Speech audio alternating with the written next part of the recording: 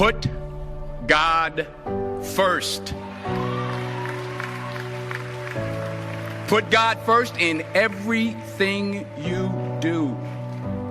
Everything that you think you see in me, everything that I've accomplished, everything that you think I have, and I have a few things, everything that I have is by the grace of God. Understand that. It's a gift. 40 years ago, March 27th, 1975, it was 40 years ago, just this past March, I was flunking out of college. I had a 1.7 grade point average. I hope none of you can relate. I had a 1.7 grade point average. I was sitting in my mother's beauty shop. They still call it beauty shops now? What they call it now? Yeah, I was sitting in the beauty parlor. I was sitting in my mother's beauty parlor, and I'm looking in the mirror, and I see behind me this woman under the dryer. And every time she looked up, every time I looked up, she was looking at me, just looking me in the eye. And I didn't know who she was, and I said, she said, somebody give me a pen, give me a pencil, I have a prophecy.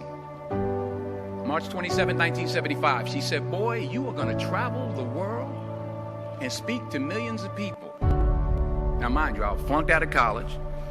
I'm thinking about joining the army. I didn't know what I was going to do, and she's telling me I'm going to travel the world and speak to millions of people.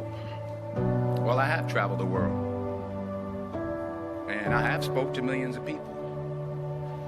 But that's not the most important thing, the success that I had. The most important thing is that what she taught me and what she told me that day has stayed with me since. I've been protected. I've been directed. I've been corrected. I've kept God in my life, and it's kept me humble. I didn't always stick with him, but he always stuck with me. So stick with him in everything you do. If you think you want to do what you think I've done, then do what I've done and stick with God. Number 2, fail big. That's right. Fail big. Today's the beginning of the rest of your life, and it can be very frightening. It's a new world out there. It's a mean world out there, and you only live once. So do what you feel passionate about. Take chances professionally. Don't be afraid to fail. There's an old IQ test, was 9 dots, and you had to draw 5 lines with a pencil within these 9 dots without lifting the pencil.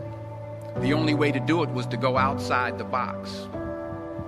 So don't be afraid to go outside the box. Don't be afraid to think outside the box. Don't be afraid to fail big, to dream big.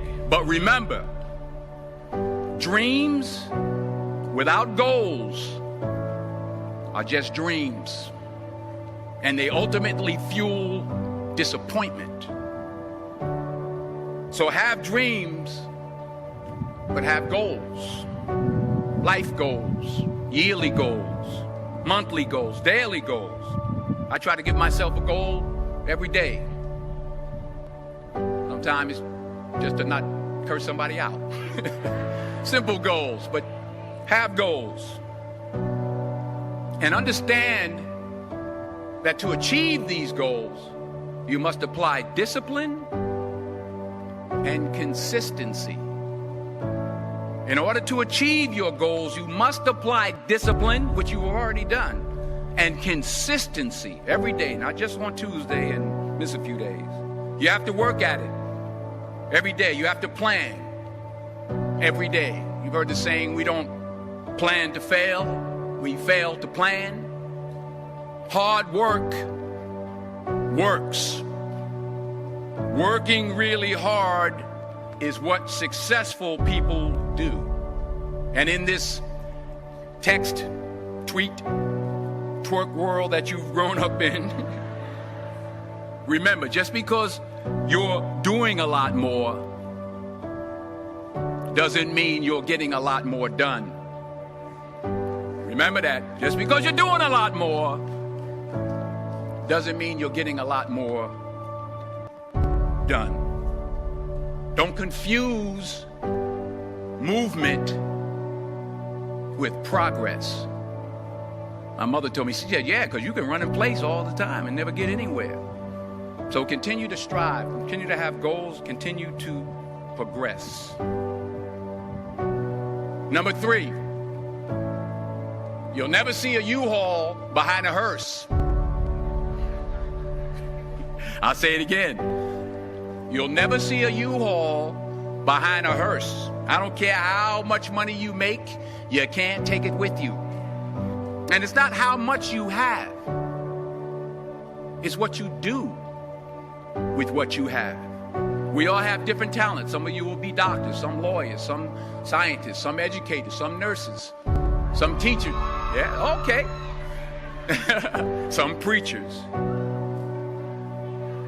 The most selfish thing you can do in this world is help someone else. Why is it selfish? Because the gratification, the goodness that comes to you, the good feeling that I get from helping others, nothing's better than that. Not jewelry, not big house I have, not the cars, but it's the joy. That's where the joy is, in helping others. That's where the success is. Finally, I pray that you put your slippers way under the bed tonight, so that when you wake up in the morning, you have to get on your knees to reach them.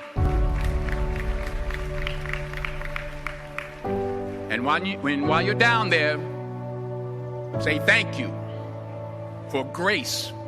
Thank you for mercy. Thank you for understanding. Thank you for wisdom. Thank you for parents. Thank you for love. Thank you for kindness. Thank you for humility. Thank you for peace. Thank you for prosperity. Say thank you in advance for what's already yours. That's how I live my life. That's why I am, one of the reasons why I am today. Say thank you in advance for what is already yours. True desire in the heart for anything good is God's proof to you, sent beforehand to indicate that it's yours already. I'll say it again. True desire in the heart, that itch that you have, whatever it is you want to do, that thing that you want to do to help others and to grow and to make money, that desire, that itch, that's God's proof to you, sent beforehand already to indicate that it's yours. And anything you want good, you can have. So claim it. Work hard to get it. When you get it, reach back. Pull someone else up. Each one, teach one. Don't just aspire to make a living. Aspire to make a difference.